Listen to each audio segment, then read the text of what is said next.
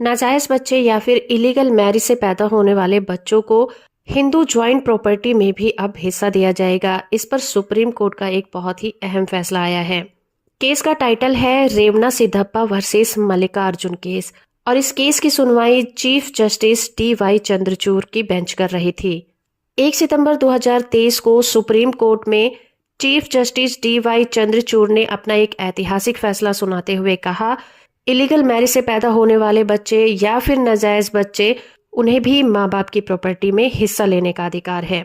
Chief justice ने कहा कि ऐसे बच्चों का पुश्तैनी प्रॉपर्टी में भी अपने माँ बाप के हिस्से में अधिकार पाने का अधिकार होगा और ये फैसला सिर्फ हिंदू मितकशारा लॉ और हिंदू ज्वाइंट फैमिली पर ही लागू होगा।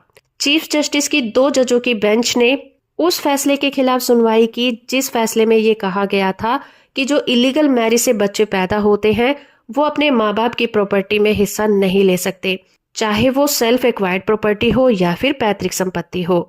ये मामला हिंदू मैरिज एक्ट 1955 के सेक्शन 16 क्लॉज 3 की डेफिनेशन से रिलेटेड है, जो इस तरह की मैरिज से पैदा हुए बच्चों के प्रॉपर्टी राइट्स की बात करता है। इसमें यह भी कहा गया है कि ऐसे बच्चे केवल अपनी माँ बाप की प्रॉपर्टी में हकदार होते हैं, पैतृक प्रॉपर्टी में उनका कोई हिस्सा नहीं होता। और इस केस में मेन मुद्दा ये भी था कि हिंदू मितकशारा कानून में हिंदू अनडिवाइडेड फैमिली में प्रॉपर्टी को माँ बाप की प्रॉपर्टी कब माना जाएगा।